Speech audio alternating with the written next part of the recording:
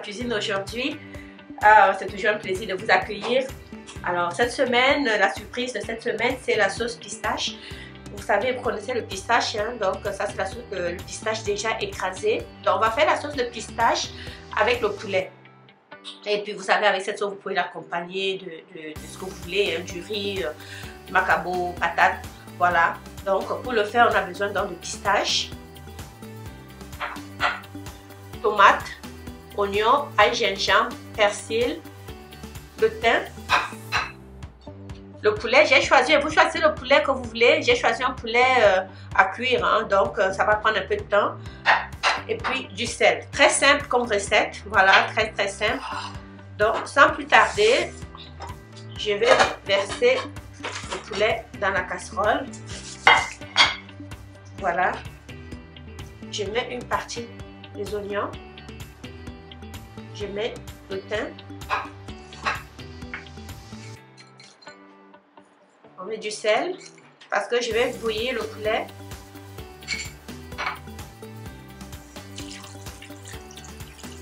On verse de l'eau. Et on va cuire pendant au moins 45 minutes. Donc pendant que le poulet cuit, je vais écraser les épices.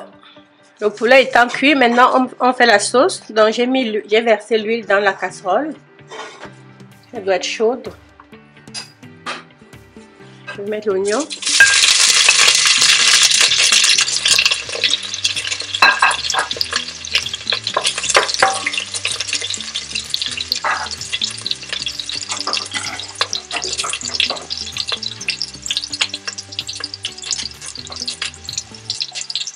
Je mets les morceaux de poulet.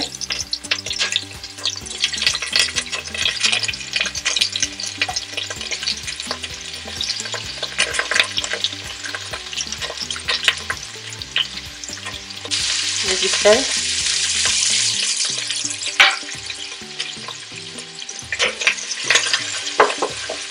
Et je fais frire à peu près pendant 5 minutes avant de verser la tomate. On tourne de côté.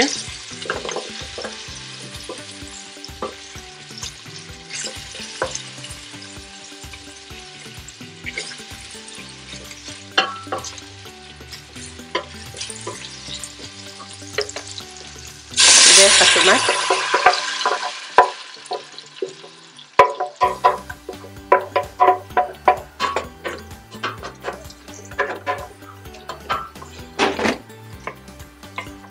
Et on laisse mijoter encore un autre 5 minutes.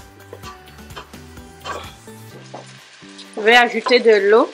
Ça c'est l'eau de cuisson, l'eau qui a servi à cuire le poulet que je verse dans la sauce. Aussi, je prends le fond du mixeur, hein, la tomate qui est restée dans le mixeur, on ajoute aussi. Et je rajoute encore un peu d'eau. Voilà.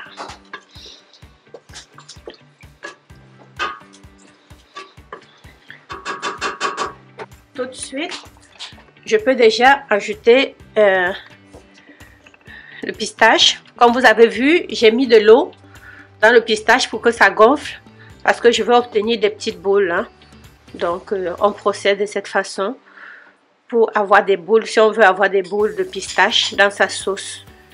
Sinon, si vous ne voulez pas de boules, vous ne mettez pas de l'eau, vous versez seulement en poudre directement dans l'eau, dans la sauce en fait. Alors on procède ici, ainsi jusqu'à la fin. Et on laisse cuire, on baisse le feu très bas pour laisser le temps au pistache de former les boules. Parce que si vous mettez le feu très élevé, alors les boules ne vont pas se former, hein. Donc voilà. On va surveiller, on va regarder. Regardez ça.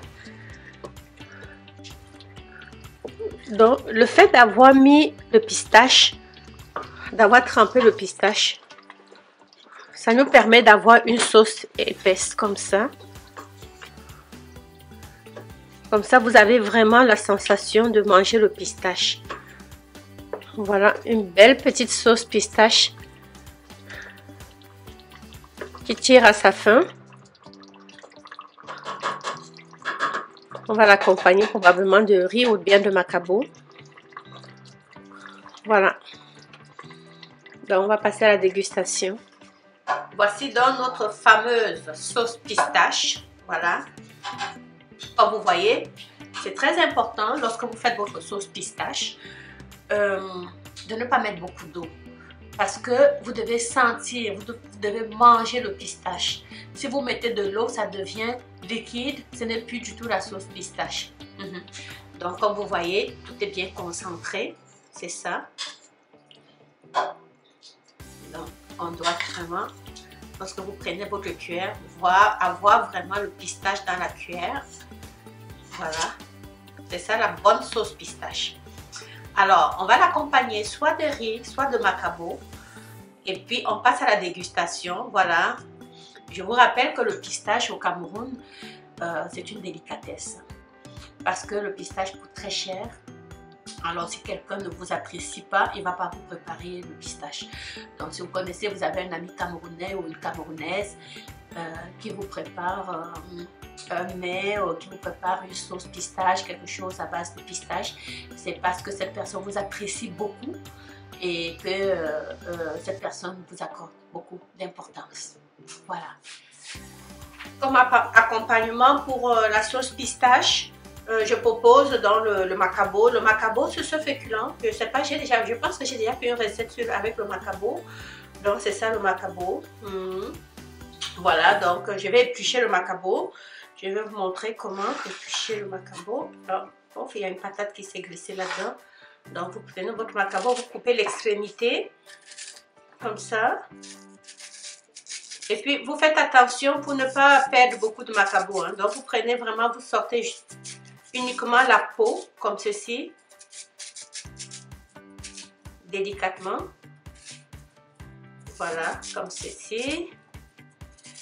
C'est très important de bien nettoyer votre macabo et de ne pas arracher beaucoup de peau. Sinon, il ne vous en restera pas beaucoup. Hein. Il ne vous en restera pas assez pour manger.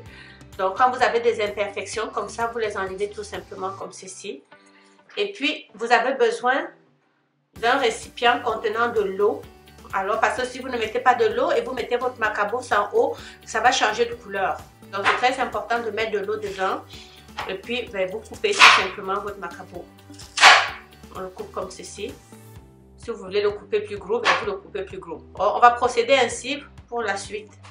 Donc, après avoir épluché le macabo, on lave et puis on met de l'eau. Donc, vous mettez de l'eau quand même à un niveau assez raisonnable pour éviter que ça brûle lorsque vous allez cuire le macabo. Et puis, on met un peu de sel. Hein. Je mets un peu de sel. Voilà. Juste un tout petit peu et on fait ça. Et je vais cuire le macabo, donc il faut prévoir à peu près 20 minutes, hein, 20 à 25 minutes. Parce que si le macabo n'est pas bien cuit, écoutez, ça va vous gratter hein, au niveau de la gorge. Alors, on le cuit à feu moyen pendant 20 à 25 minutes. Du moins, il faudra goûter par la suite pour être sûr que c'est cuit avant de l'enlever du feu.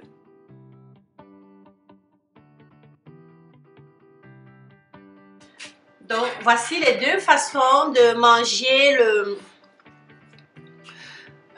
notre sauce pistache. Donc, je vous propose ici dans un premier plat avec du riz.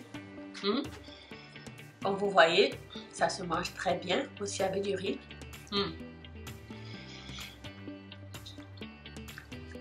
Magnifique. Vous savez, il y a des recettes qu'on ne peut pas.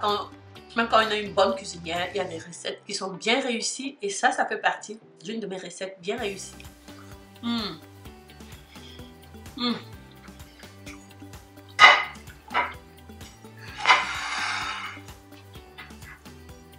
Laissez-moi vous présenter l'autre façon. Le macabo. D'abord, le macabo, ici en Occident, ça devient une délicatesse parce que ça coûte très cher. Et puis faire venir le macabo du Cameroun jusqu'ici, c'est aussi un exploit hein, parce que tu ne peux pas rentrer au Canada par exemple avec les aliments comme le macabo, les ignames. Donc il faut beaucoup négocier avec les douaniers. Voilà. Donc ça c'est le macabo, ça ressemble un peu à l'igname, comme vous voyez, c'est un bon macabo, un macabo blanc.